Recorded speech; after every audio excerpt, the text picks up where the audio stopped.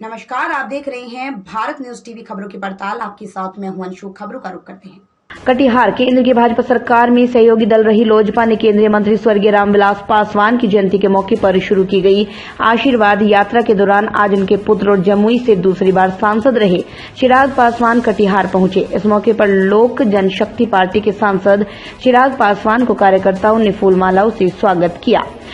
पासवान गाड़ी के ऊपर खड़े होकर लोगों का अभिवादन करते हुए आशीर्वाद लिया। कटिहार पहुंचने पर सबसे पहले अंबेडकर चौक पर बाबा भीमराव अंबेडकर की प्रतिमा का माल्यार्पण कर शहर की ओर प्रस्थान किए। कई जगह विभिन्न कार्यक्रमों में शरीक होकर पत्रकारों के साथ वार्ता करते हुए उन्होंने कहा, सांसद चिराग पासवान अपने चाचा और नीतीश कुमार पर पलटवार करते हुए कहा, यह बदला तो लिया ही जा रहा है। मौजूदा नीतीश कुमार की पार्टी को तीसरे नंबर की पार्टी बना दी गई। उनकी सीटों को आधे से भी कम कर दिया गया। आज की तारीख में दूसरे पर उंगली उठाने की हैसियत ही नहीं मेरी, क्योंकि मुझे अपने लोगों ने ही धोखा दिया है। उन्होंने आगे कहा, हम लोग कोर्ट क्यों गए हैं वो भी जान लीजिए। माननीय लोकसभा ने जिस तरह नेता सदन लोक जनशक्ति पार्टी का पशुपति पारस को नियुक्त कर दिया था, उसके खिलाफ हम लोग कोर्ट गए थे, वहां खारिज नहीं किया गया। कह रहे हैं कि चिराग ही अपने घर को ही नहीं संभाल पा रहे हैं, तो कैसे बाहर के लोगों उनके पार्टी में लोगों का सम्मान नहीं है, घर के लोगों का सम्मान नहीं, कैसे रिएक्ट करेंगे? देखिए, वो ठीक ही कह रहे हैं, सही कहा उन्होंने कि घर को नहीं संभाल पाए।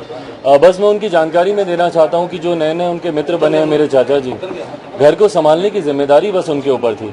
अगर ये जिम्मेदारी जैसे पार्टी को संभालने की जिम्मेदारी पापा और हमारे नेता आदरणीय रामविलास पासवान जी मुझ पर देकर गए थे, आज आप मेरी पार्टी का कोई भी सदस्य देख लीजिए, मुश्किल से मुझे लगता है 2 या 3% लोग अगर आप छोड़ दें जो उस गुट के साथ गए हैं, बाकी पूरी पार्टी 95% से ज्यादा लोग आज की भी तारीख में लोक जनशक्ति पार्टी, जो हमारे नेता आदरणीय रामविलास पासवान जी के जो विचारों से बनी हुई पार्टी है, आज की भी तारीख में उन्हीं के साथ हैं, मेरे साथ, क्योंकि वो अपने रहते हुए ही मुझे राष्ट्रीय अध्यक्ष की जिम्मेदारी देकर गए थे।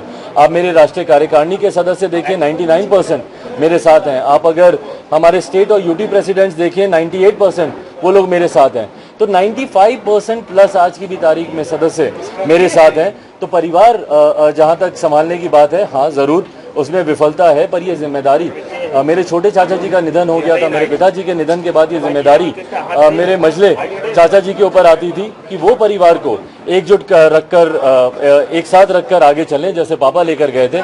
पर परिवार को तोड़ने का काम अपनी व्यक्तिगत महत्वाकांक्षाओं के लिए जिस तरीके से पशुपति कुमार पारस जी ने किया, अब तो बहरहाल उनकी महत्वाकांक्षा भी पूरी हो गई। अब तो स्पष्ट ही हो गया कि भैया उन्होंने पार्टी और परिवार को क्यों तोड़ा। तो सांसद महोदय को ये जानना जरूरी है कि वो जिसके ऊपर उंगली उठा रहे हैं वो व्यक्ति गलत है। परिवार को संभालने की जिम्मेदारी परिवार के मुखिया की होती है। मेरे ऊपर जिम्मेदारी पार्टी को संभालने की थी, मैंने पहले भी अच्छी तरीके से निभाई है और आज भी जिले जिले में जाकर पार्टी और परिवार दोनों को संभालने का प्रयास है। परिवार के लोगों को सम्मान नहीं दिए, ये आरोप है। परिवार के लोगों को सम्मान नहीं दिया, अब कार्यकर्ता जो मेरे परिवार के बाकी सदस्यों से सवाल करें ना, मुझे लगता है मैं कुछ बोलूंगा तो अपने मुंह मियां मिट्टू बनने की बात होगी। मेरे परिवार के बाकी, और मुझे खुशी है कि परिवार के आज की तारीख में वो सदस्य भी मेरा साथ दे रहे हैं जो हाल फिलहाल के दिनों में कहीं ना कहीं मुझसे नाराज चल रहे थे।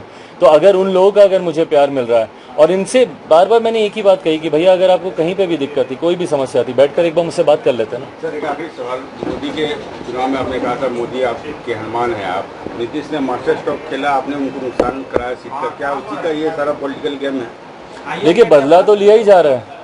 मौजूदा मुख्यमंत्री नीतीश कुमार जी की पार्टी को जिस तरीके से तीसरे नंबर की पार्टी बना दिया गया, उनकी सीटों को आधे से भी कम कर दिया गया, तो उसका बदला यकीनन मुख्यमंत्री नीतीश कुमार जी ले रहे हैं। पर मैं बार बार इस बात को कहता हूं कि मैं किसी दूसरे के ऊपर आज की तारीख में उंगली उठाने की हैसियत में ही नहीं हूं।